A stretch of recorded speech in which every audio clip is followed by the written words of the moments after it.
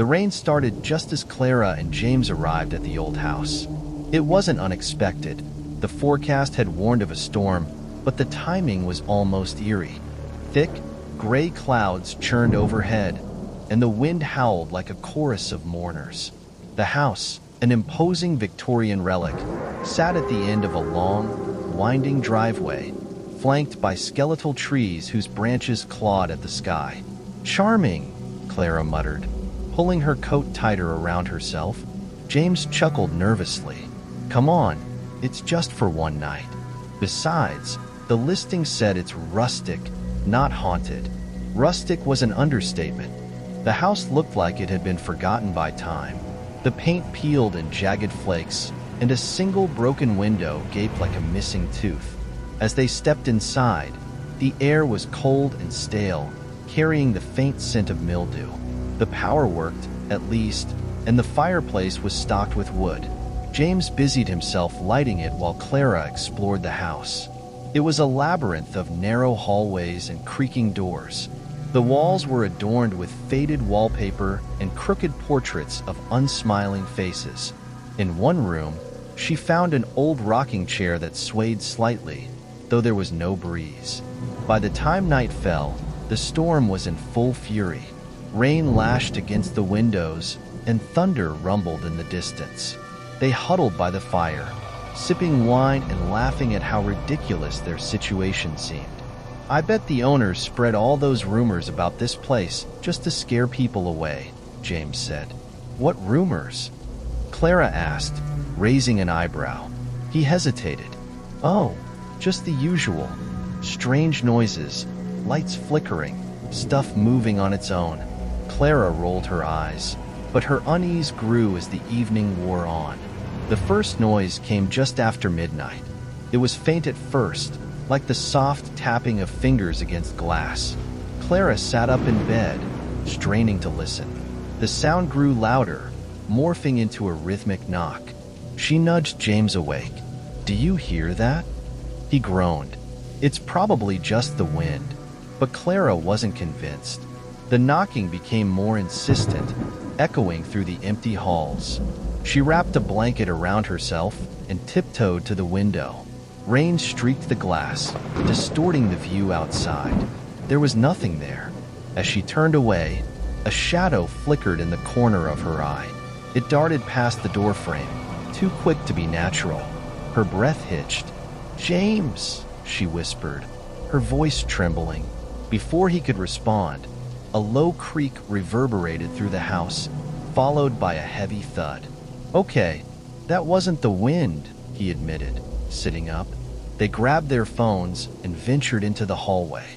The beam of James's flashlight illuminated the worn wooden floorboards, but nothing else.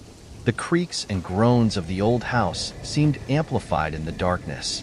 In the kitchen, they found a cabinet door swinging open and shut, as though pushed by an invisible hand. James reached out to still it, and the moment his fingers touched the wood, the door slammed shut with a force that rattled the hinges. Clara screamed. "We're leaving," she said, grabbing his arm. "Not in this storm," James replied. They spent the rest of the night huddled in the living room, the fire now a weak glow. Every so often, they heard whispers, soft, unintelligible murmurs that seemed to come from the walls themselves. The rocking chair in the corner swayed gently, though neither of them had touched it. Clara clutched James's hand. "This isn't real. It can't be." He didn't respond. His eyes were fixed on the doorway, where the faint outline of a figure seemed to linger. Hours passed in a haze of fear and exhaustion. When dawn finally broke, the storm had subsided. Sunlight filtered through the rain-streaked windows, casting a warm, golden glow over the room. Everything was still. The house was silent, almost serene. Clara and James ventured cautiously into the hall. The cabinet in the kitchen was closed, the rocking chair was still, and the faint smell of breakfast, bacon and eggs, perhaps, seemed to linger in the air. "Did we imagine it?" Clara asked, her voice barely above a whisper. James rubbed his eyes. "I don't know. Maybe we were just tired." or the storm played tricks on us. But as they prepared to leave, Clara noticed something that made her blood run cold. On the mirror in the bathroom, written in a thin film of condensation, were the words, "You're not welcome here." She called out to James, but when he arrived, the words were gone, the mirror spotless. "Hallucinations," he said, trying to reassure her, though his voice lacked conviction. The drive home was uneventful, but the memory of the night clung to them like a shadow. Days later, Clara received a notification from the rental agency. "Thank you for your stay at Raven's Hollow. We hope to host you again soon." Beneath it was a link to a review page. Curious, she clicked it. Most of the comments were about the house's charm and historic value, but one review stood out. "Stayed here last month. Beautiful place, but strange things happened at night. We heard knocking, whispers, and saw shadows. In the morning, everything seemed fine, but we'll never go back." Clara's heart raced as she scrolled to the next review. "Lovely house, but beware. Something doesn't want you there. We saw messages on the mirrors and doors slamming on their own. It felt like we were being watched the entire time." She turned to James, her face pale.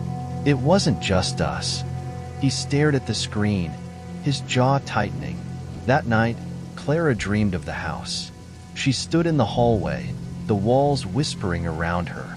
The rocking chair swayed in the distance, and as she approached, the shadowy figure from before emerged, its face shrouded in darkness.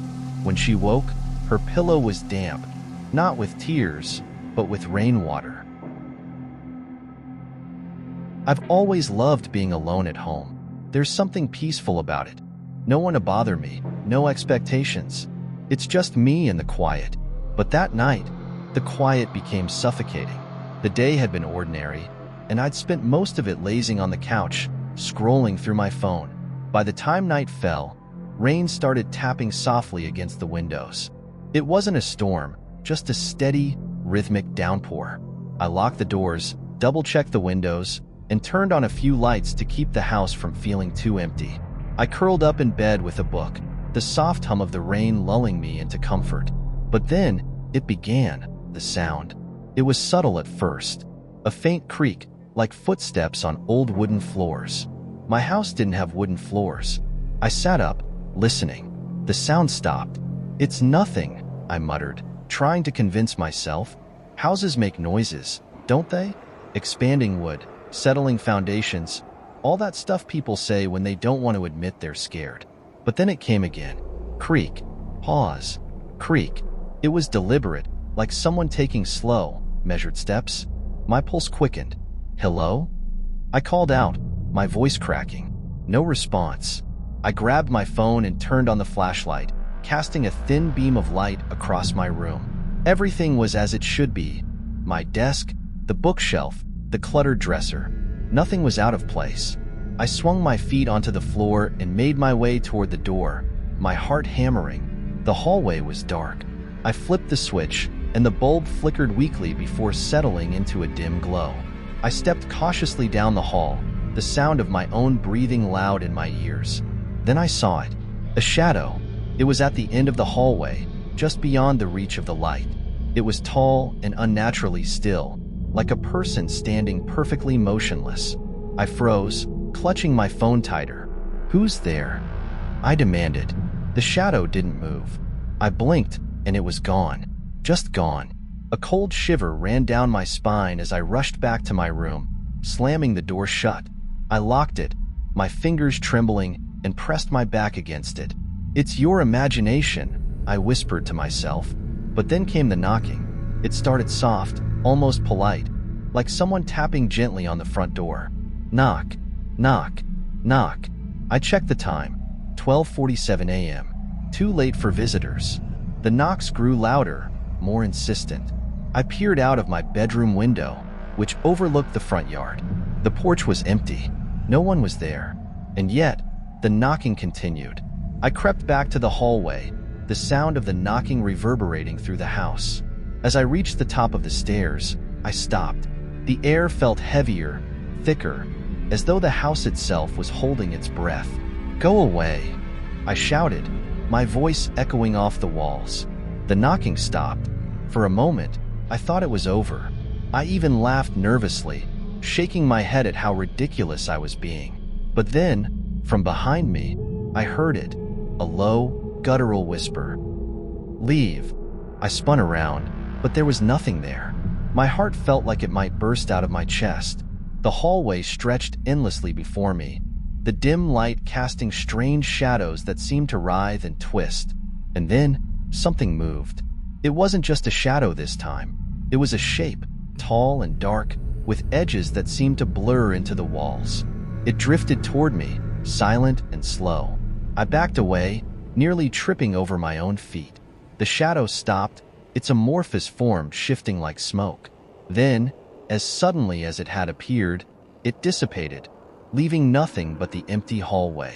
I bolted back to my room and locked the door again, my mind racing. Was I dreaming? Hallucinating? I didn't dare close my eyes, afraid of what I might see if I did.